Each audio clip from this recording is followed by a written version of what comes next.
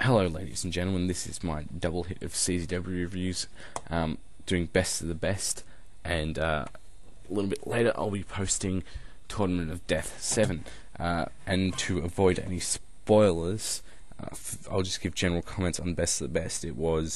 I think it was a pretty good tournament actually, taking into account the circumstances of what they were trying to accomplish. I think it came off very well. It was just some of the matches in between which may have let the show down, and but I thought it was booked very well, and overall I give best of the best 8 a 7.75. Now on to the matches. They're also posted in the side, so don't check it out if you don't want spoilers, but you probably would have checked it by now. We started off with Cheech and Cloudy versus Player Uno and Beef Wellington. These teams, the team of Cheech, Cloudy, and Brodie have been feuding with Player Uno, Beef Wellington, Greg Excellent, and Stupified, and it's been pretty good because it's been making Brodie look like a real ruthless sort of monster character. But yeah, this was a decent opener. Wasn't too long, wasn't too short, didn't get too boring at any time. Did its role very well and got the crowd really into the show. 2.5 stars. Next we have the first match of the tournament, and all the tournament matches, or the first round tournament matches, are all triple threat matches. So there's 4 triple threat matches happening. We had Prohibition versus LuFisto versus Scotty Vortekz. In this match, I was thinking, LuFisto really is the person I want to win, and Scotty Vortekz is the person I think is going to win because he's been getting a push recently, as Diehard Dustin Lee. But LuFisto, did the whole underdog thing and pinned both Josh Prohibition and Scotty Vortekz to win the match and advance to the next round in a good match to start the tournament off with 2 3/4 of a star. The next match of the tournament was, what the fuck am I red? Whatever.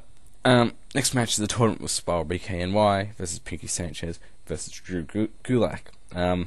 This match was a match where I thought all 3 guys could really be seen as advancing to the next round, more so with Pinkie Sanchez and Gulak.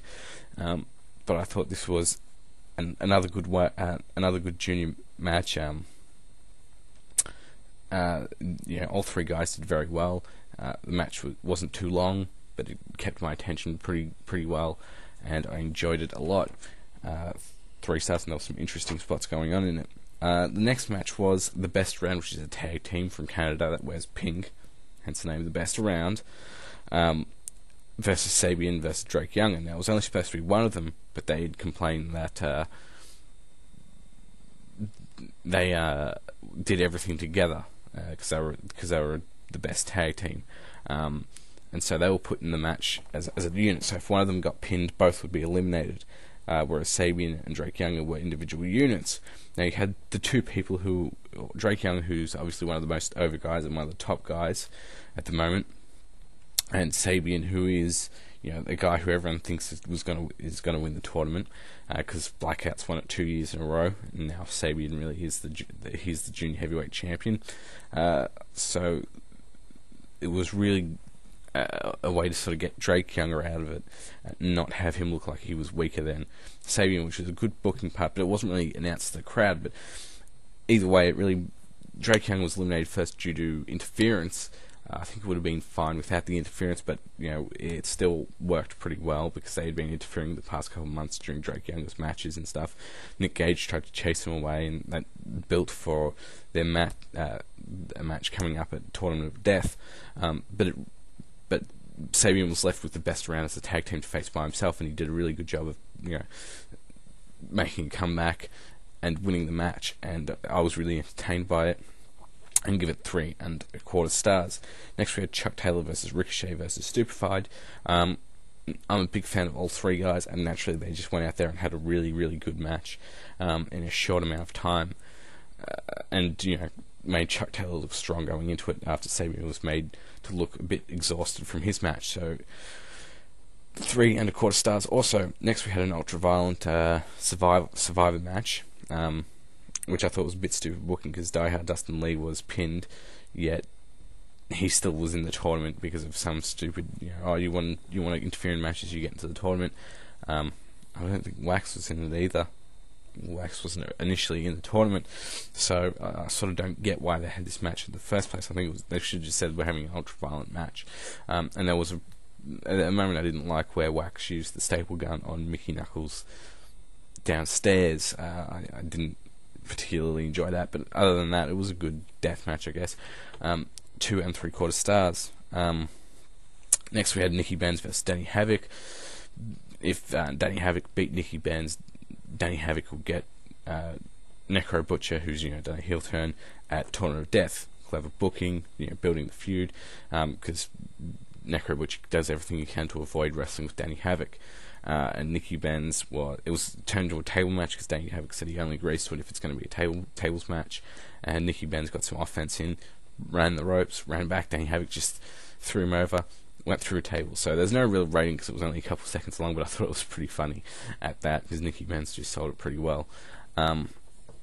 Next we had the next tournament match was Chuck Taylor versus LuFisto, and this was also sort of done to make it look like the match itself was short, and Chuck Taylor did win in a fairly dominating fashion, but it made LuFisto look sort of like she'd put in a lot of effort, and it came off really well. And I give it 2 3/4 stars. It was kept short for the obvious reasons that you want him and Sabian to sort of go in to an extent to be fresh in the finals. And next we had Sabian versus Drew Gulak, and I think this was a contender to be the match of the night because it was really, really good up until the end. And there was 2 big botches, well not big botches, but 2 noticeable botches which sort of spoiled the finish for me because just when you botch in a finishing sequence, it sort of has a greater effect on the match itself than a botch midway through the match because you can still pick it up. So still an enjoyable match at 3 1/4 stars. Next we had Greg Excellent versus Brodie Lee to continue the feud.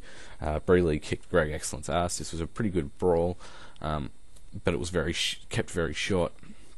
Or I can't remember much of it. It's one of the two, but I just feel it was, that was just lacking a bit of depth. But still, 2 1/4 stars. They're really just trying to continue the feud between Greg Excellent and Brodie, or Greg Excellent's team and Brodie Lee's team.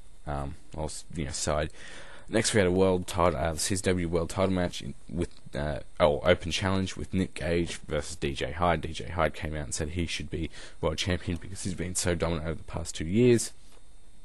Came out and had a good promo, got a lot of heat, and then Nick Gage came out who got a big pop.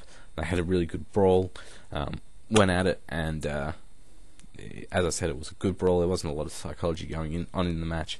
They just beat each other up for I think 10-15 minutes, and it was really entertaining because DJ Hyde had so much heat against him, and Nick Gage was such an over face. It was just an enjoyable match to see, and DJ Hyde is someone who just really gets under the fans' skins real bad. Why am I red?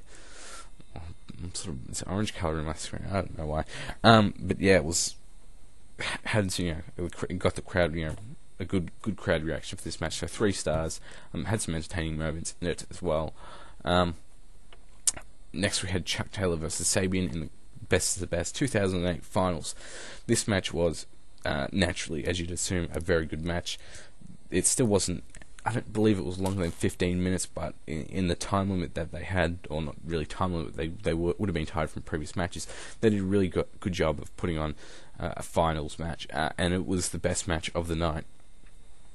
And so it was 3 1/2 stars, and then after that, because Chuck Taylor had run a contract to get a junior heavyweight title shot whenever he wanted it, he obviously I didn't get it. He just pinned Sabian after the match. Shook his hand and did all that stuff, and pinned him. And the referee counted it like he knew, and I didn't understand. But he got Chuck Taylor, got the junior heavyweight title to Chuck Taylor, and it was a sort of sleazy thing for him to do. But Sabian still won Best of the Best 2008, and continued. So Blackouts won Best of the Best 3 years in a row now, with Ruckus, then Joker, now Sabian, and I thought it was booked well because they still had Blackout winning Best of the Best 3 years in a row. continuing the dominance of the stable, and having Chuck Taylor still win the junior heavyweight title. As I said, overall I'd give this show 7.75. I enjoyed it a lot. If you are interested in checking out something from CZW, I recommend this DVD if you're not too into death matches and you want to see some more junior heavyweight wrestling. But it's not just a crazy spot fest, or crazy spotty matches, or anything high paced. It is really what I feel good junior heavyweight wrestling by a lot of young guys who you may not have seen before. Anyway, I'm getting to my time limit. I'll see you guys later with my Tournament of Death review.